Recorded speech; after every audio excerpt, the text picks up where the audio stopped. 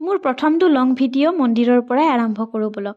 আজি আমি যাবলৈ ওলাইছোঁ ওদালগুৰি জিলাৰ অম্বাগাঁৱৰ পৰা 3 কিলোমিটাৰ আঁতৰত এখন সৰু গাঁও অদলাত অৱস্থিত মুক্তেশ্বৰী দেৱালয়লৈ বুলি। মোৰ ঘৰৰ তেনেই ওচৰত এই মন্দিৰটোত অহাৰ ইচ্ছা সৰুৰে পৰাই আছিল। আজি মোৰ এই ইচ্ছাটো পূৰ হ'ল। এয়া আমি মন্দিৰৰ দুৱাৰমুখ পালোহি।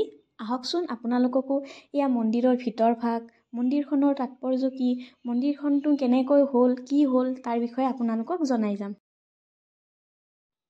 এয়া মন্দিৰ ভাগৰ ভিতৰলৈ আমি সোমাই আহিলোঁ। সোমাই এইফালে মই অকণমান পৰিৱেশটো আপোনালোকক দেখাইছোঁ। চাওকচোন ইমান ধুনীয়া শান্ত পৰিৱেশ এটা বিৰাজ কৰিছে। সকলো পিনে ইমান পৰিষ্কাৰকৈ মন্দিৰটো ৰাখিছে। এইফালে আমাৰ শৰাইভাগ আগবঢ়ালোঁ, ভণ্টিয়ে আগবঢ়াই দিলে।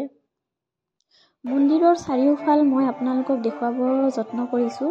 এইফালে আমি সোনকালে গৈ পালোঁ বাবে চাফ চিকুণ কৰি আছিলে। তাৰপৰা এইটো হ'ল মা মনসা মন্দিৰ আৰু এইফালে প্ৰায় খুলিব লৈছিলহে, আমি বহুত সোনকালে গৈ পালোঁ।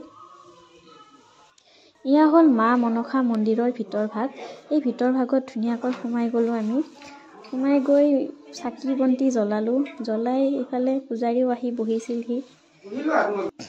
বিষ্ণু মন্দিৰ লোক এটা লগাবা দেই না, তুমি দুটা লোৱাচোন। ইয়াৰ পৰা 3-4টা ওলাই লোৱা তুমি। এই 4টাটো তুমি কি দিবে আছে তুমি লোৱাচোন। মই বুজি আছোঁ, তুমি ইয়াতে তেল ঢালা তুমি।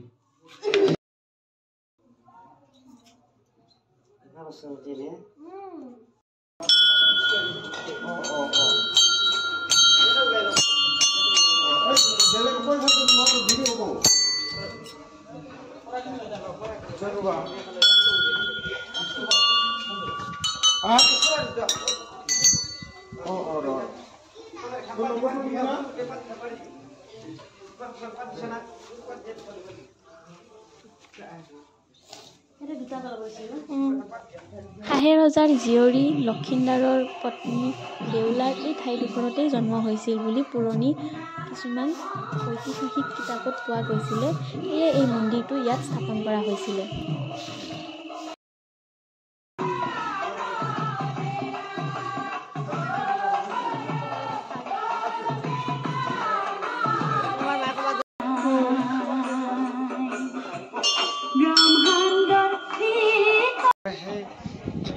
গুৱাহাটী চম্পকনগৰ গোসাইগাঁও বুলি কয়, তাতে আছিল চান্দু বুঢ়াৰ সদাগৰৰ ঘৰ।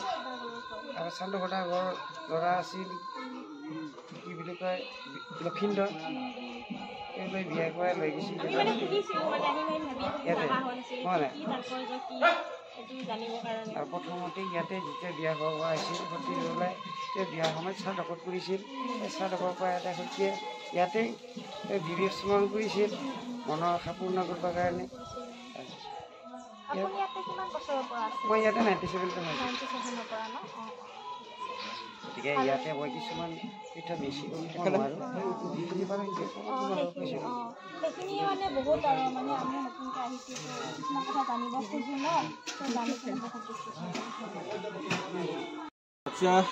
মন্দিৰৰ বিষয়ে মই চমুকৈ হ'লেও ক'ব বিচাৰিছোঁ।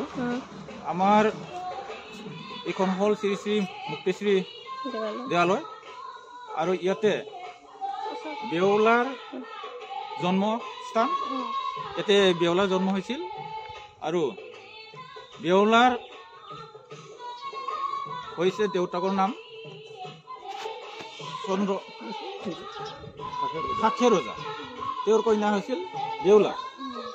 আৰু বেউলাৰ ইয়াতে আমাৰ পুৰণি ইতিহাস হিচাপে তোহৰ ভীতি আৰু দেওখলাৰ হোমৰ ভীতি এতিয়াও আছে, চিহ্ন হয়।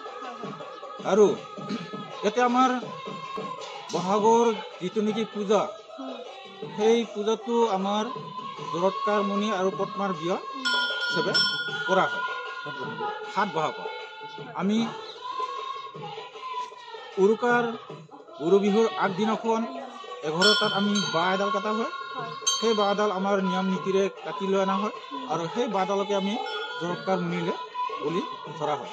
আৰু সেই হিচাপে আমি প্ৰতি ঘৰে ঘৰে শৰাই আগবঢ়াই আৰু তিৰোতা ধূপ ধূনাৰে চাকি বন্তিৰে আগবঢ়াই লৈ যায় আৰু লগতে ৰুমলে আদৰণি পিন্ধোৱা হয়। আৰু ঠিক তেনেকৈ মানে আমি 3 তাৰিখৰ পৰা ফুৰাই 7 বহাগত আমাৰ ইয়াতে অনুষ্ঠানটো কৰা হয় আৰু সেই অনুষ্ঠানটো আমি ইয়াতে বিয়াখন পতা হয় সেই বিয়াখন সতী বেউলা বুলি নহয় যে জৰৎকাৰ মুনি আৰু পদ্মাৰ বিবাহখন পতা হয় পালন কৰা উৎসৱসমূহ হ'ল ডাল বাঁহ ভঙা উৎসৱ, 3দিনীয়া মনসা পূজা, অম্বুবাচী, কাতি বিহু আৰু শিৱৰাত্ৰি উৎসৱ পালন কৰা হয়। নতুন বছৰটো সকলোৰে শুভ আৰু মংগলময় হওক তাৰ কামনাৰে আজিৰ এই লং ভিডিঅ'টোৰ পৰা মই সামৰণি মাৰিছোঁ। এইটো যিহেতু মোৰ প্ৰথম লং ভিডিঅ', কওঁতে কিবা ভুল ভ্ৰান্তি হ'ব পাৰে, তাৰ বাবে মোক ক্ষমা কৰি দিয়ে যেন আপুনি।